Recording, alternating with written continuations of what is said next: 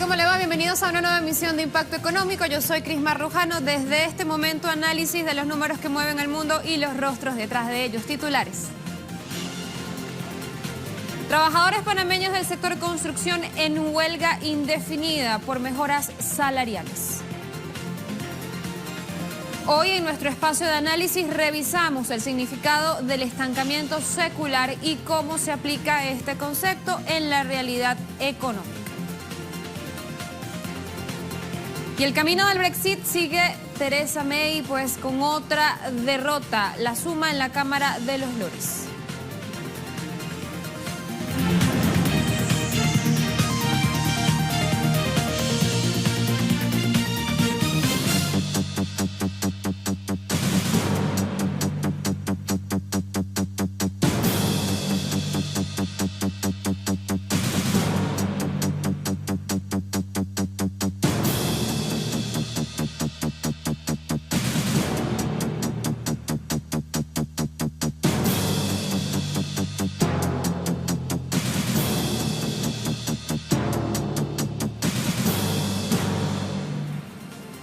En Panamá, obreros del sector de la construcción dieron inicio a una huelga indefinida para reclamar mejoras en la oferta salarial en la negociación de una nueva convención colectiva.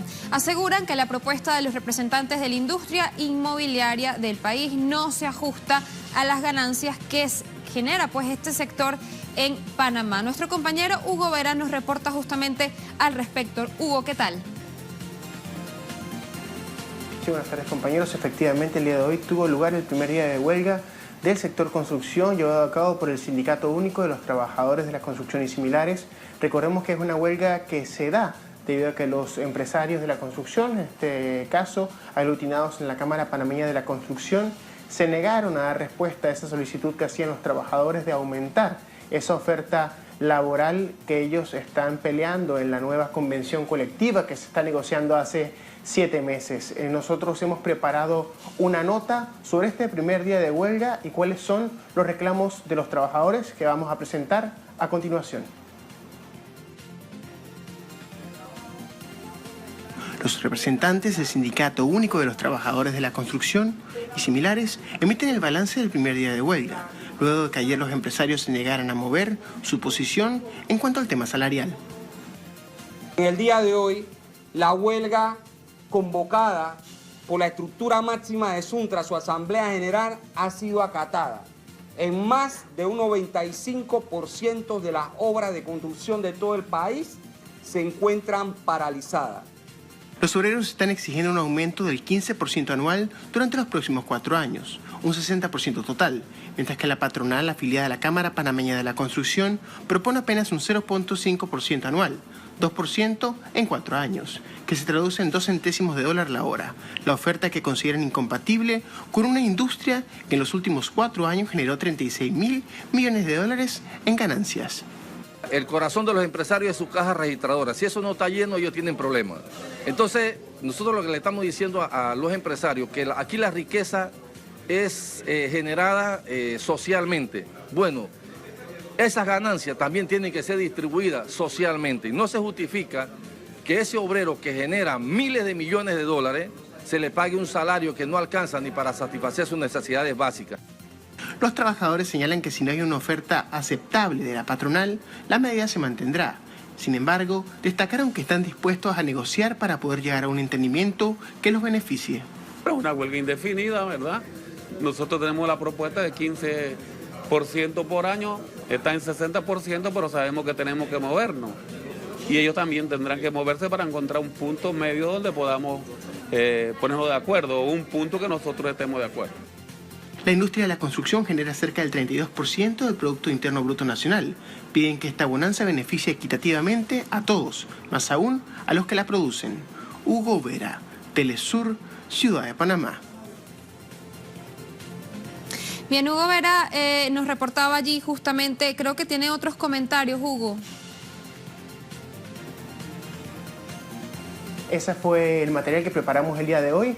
Nosotros, para agregar un poco más de información, estuvimos durante la mesa de negociaciones que se iba a dar el día de hoy entre la Cámara Panameña de la Construcción y los obreros. Sin embargo, la Cámara Panameña de la Construcción llegó nuevamente a esta mesa sin presentar una nueva oferta que los obreros consideraran suficiente. Se mantienen en esa posición de 2 centavos por hora, un 0.5% anual durante los próximos 4 años, algo que ellos consideran irrisorio. Recordemos que esta industria ha generado más de 30.000 millones de dólares en los últimos 4 años. Por tanto, los obreros dicen que ellos, mediante el salario que se les paga por ser la fuerza de trabajo que impulsa esta industria, quieren ser partícipes de esa bonanza, y este salario, esta oferta que hace la Cámara Panameña de la Construcción no lo satisface y quieren mantenerse en esta medida, presionando hasta que la Cámara Panameña de la Construcción, los empresarios,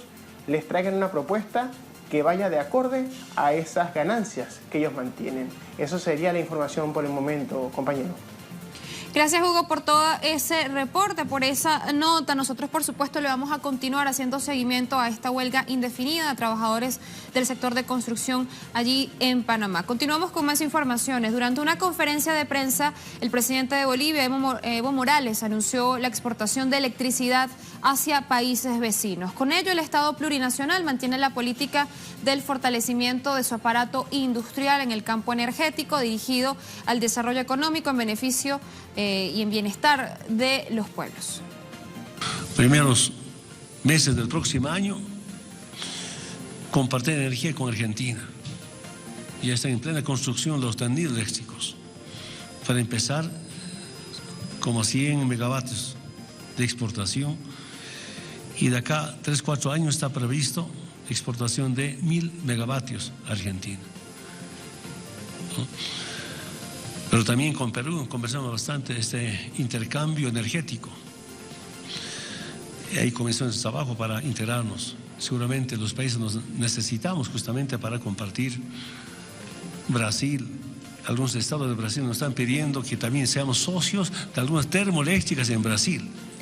Hay que destacar que el potencial exportador que ha crecido y que tiene ahora, hoy en día, el Estado boliviano no se ha logrado por medio de las denominadas aperturas comerciales o de las privatizaciones tan comunes en estos tiempos en Brasil y en Argentina, por mencionar 2 países de la región, sino mediante una política gubernamental de manejo soberano sobre sus recursos naturales. Este es otro resultado positivo de ese manejo económico de las cuentas públicas. El ministro de Hidrocarburos y Energía de Bolivia, Luis Sánchez, informó justamente que el Estado plurinacional proyecta exportar 446.000 toneladas de urea para los mercados de Brasil, Paraguay, Argentina y Uruguay. Cálculos del Ministerio de Hidrocarburos bolivianos estiman una ganancia de 150 millones de dólares por la venta del fertilizante a estos 4 países vecinos. Este potencial exportador ha sido posible gracias a la industrialización del gas que logró poner en marcha la planta de urea y amoníaco localizada en el departamento de Cochabamba y cuya inversión fue de 953 millones de dólares y actualmente produce más de 4.300 toneladas métricas de ambos componentes. Y el presidente boliviano Evo Morales, quien por cierto este martes asumió la presidencia pro tempore de la Unión de Naciones Suramericanas, UNASUR, también en conferencia de prensa puso en contexto el potencial energético que tiene la región e hizo un llamado para aprovecharlo y lograr la independencia tecnológica. Sudamérica es una de las regiones más ricas del mundo. Según datos de CEPAL, América Latina y el Caribe posee el 65% de las reservas mundiales de litio, 42% de plata, 88% de cobre, 33% de estaño, 21% de hierro, 18% de bauxita y 14% de níquel. Y gran parte de estos recursos están en Sudamérica. ¿Por qué les comento eso? También conversamos a veces separadamente, a veces en reuniones bilaterales, a veces también conjuntamente, a veces en desayuno, a veces en café con los presidentes. Teniendo tantos recursos naturales, metálicos, no metálicos, ¿cómo podemos seguir pensando de aquí a 10, 15, 20 años importar tecnología de estos continentes, de Asia o de Europa?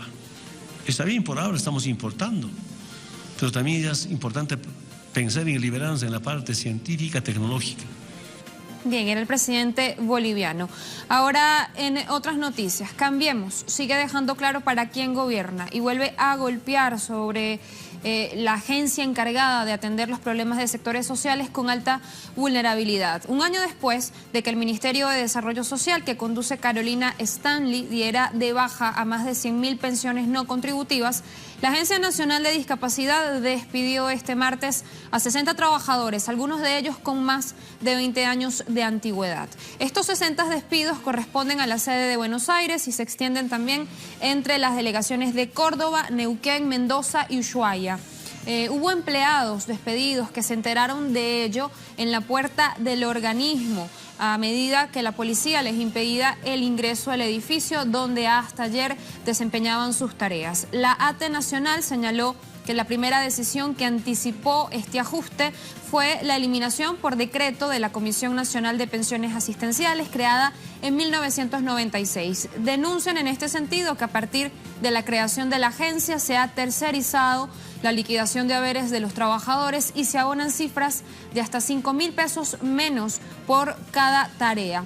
A través de un comunicado, el sindicato ATE Pensiones declaró estado de asamblea permanente y denunció que los despidos ocurren en el marco del desmonte del área y de una fuerte merma en la asignación de pensiones. Momento de ir a la primera pausa en Impacto Económico. A la vuelta, en nuestro segmento de análisis, estaremos revisando el concepto de estancamiento secular y qué tiene que ver hoy en día con la economía.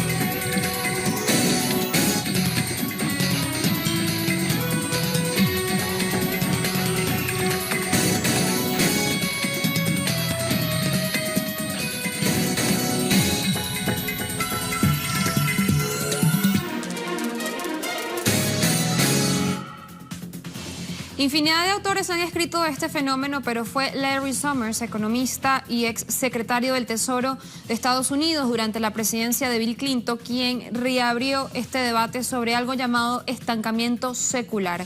Una tesis que intenta dar luces sobre el momento actual del sistema capitalista en su fase neoliberal. Pero antes de entrar en materia, vamos a revisar el concepto de esto, de qué es lo que estamos hablando. Fíjense que el estancamiento secular podría definirse como un estado duradero de ralentización del crecimiento y reducción del PIB per cápita a causa de una crónica insuficiencia de la demanda global. Esto significa la crisis económica se convierte en la norma a largo plazo como un hecho permanente y no como el resultado temporal, consecuencia de algún acontecimiento momentáneo.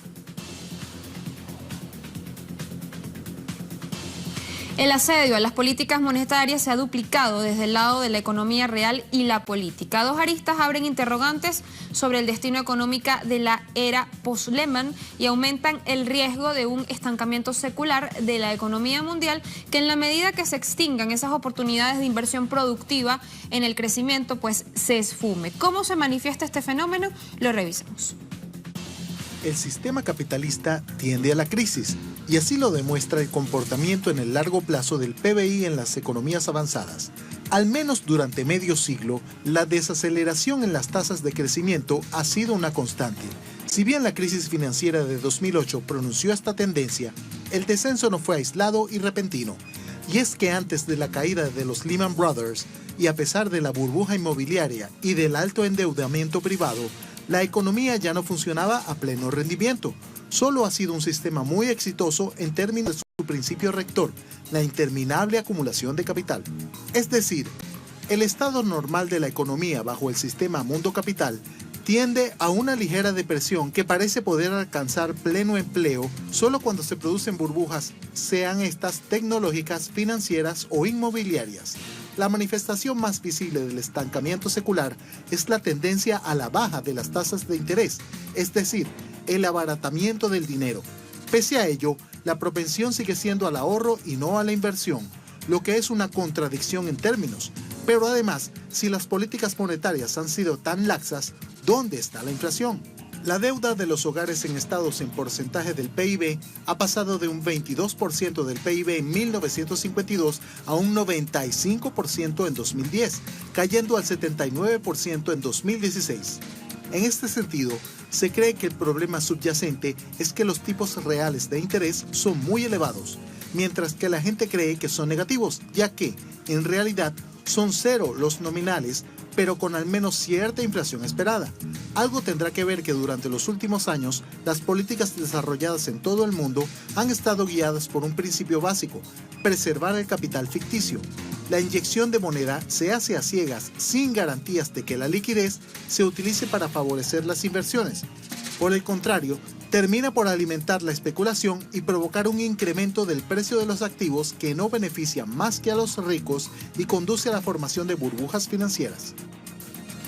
Ahora bien, ¿qué es lo que causa ese estancamiento secular? Al menos hay 3 causas importantes. Vamos a revisar. En principio, la ralentización del crecimiento demográfico. Esto es, el menor aumento de la población tanto en los estados avanzados como en los emergentes, y significa que en el margen el capital tendrá menos trabajo adicional al que incorporarse, lo que reduce la tasa de retorno de la inversión y por tanto el volumen total de la misma. Pero además se habla de una caída de la productividad muy común en estos días en las economías capitalistas. Está básicamente originada por una parálisis de la innovación tecnológica o porque las nuevas tecnologías no tienen un impacto económico tan grande como las invenciones manufactureras del siglo XX, como combustión, como electricidad, automoción, aviación, telefonía, televisión, láser, internet e incluso la telefonía móvil, por nombrar alguno de esos grandes inventos de ese siglo XX. Ahora, en el tercer punto, los expertos hablan de que el estancamiento secular se debe a un ahorro privado que no consigue la rentabilidad necesaria para financiar la inversión privada.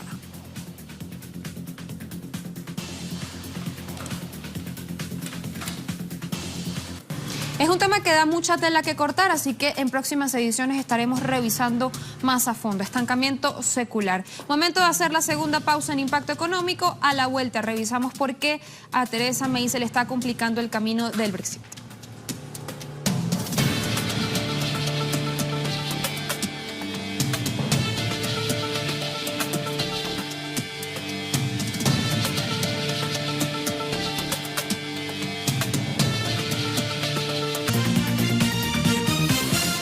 Estamos de vuelta en Impacto Económico, recorrido 360 a partir de este momento. Iniciamos en Europa. Theresa May suma otra derrota en el camino del Brexit. Este miércoles la Cámara Alta del Parlamento del Reino Unido, conocida también como la Cámara de los Lores, respaldó con 348 votos a favor y 225 en contra una enmienda sobre los planes del gobierno conservador de dejar la unión aduanera con la UE tras concretado ese Brexit.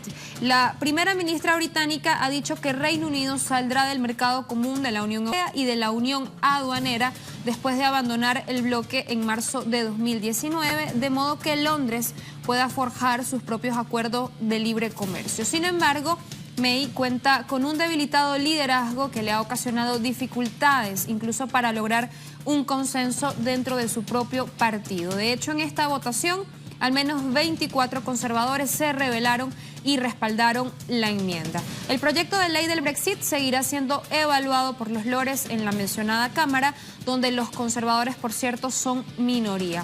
Durante la fase de informes, los parlamentarios pueden todavía presentar enmiendas y durará hasta mediados de mayo, cuando volverá a la Cámara de los Comunes, y allí será cuando ambas instancias tengan que concordar en la redacción final antes de que pueda convertirse de hecho en una ley.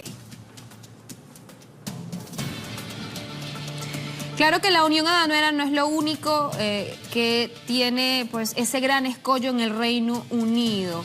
Este país también tiene que sortear en el camino del Brexit la frontera con Irlanda e Irlanda del Norte, que es otro asunto en veremos que causa malestar al otro lado del Canal de la Mancha. Este miércoles el presidente del Consejo Europeo, Donald Tusk, comentó que no habría acuerdo de retirada ni transición sin una solución para evitar esa frontera dura. Queremos utilizar el impulso positivo en estas negociaciones para finalmente resolver cuestiones pendientes, como la solución para evitar una frontera dura entre Irlanda e Irlanda del Norte. La decisión del Reino Unido sobre Brexit ha causado el problema y el Reino Unido tendrá que ayudar a resolverlo. Sin una solución, no habrá acuerdo de retirada ni transición. Y la Comisión Europea presentó este miércoles una propuesta de acuerdo de libre comercio con Japón con aprobación acelerada. El vicepresidente de la Comisión de la Unión Europea, Jyrki Katainen, comentó que el acuerdo crearía el área más económica o el área económica más grande del mundo, señalando también su rechazo a la postura proteccionista del presidente de Estados Unidos, Donald Trump. El tratado eliminaría los aranceles de la Unión Europea del 10% para los automóviles japoneses y la tasa del 3% para la mayoría de las piezas de los automóviles. También se eliminarían los aranceles japoneses de alrededor del 30% en quesos de la UE y 15% en vinos, así como el acceso seguro a grandes licitaciones públicas en Japón. La Comisión de Comercio de la UE, o la comisionada de Comercio de la UE, Cecilia Malmström, comentó que espera que los respectivos líderes firmen el acuerdo UE-Japón en una cumbre en Bruselas que se va a celebrar en junio o julio y que ambos acuerdos entren en vigencia ya a mediados de 2019. Un plazo ambicioso basado justamente en la experiencia pasada que fue bastante dilatada. Y congresistas demócratas junto a un grupo de ciudadanos protagonizaron este martes una protesta en el Capitolio de Washington, D.C.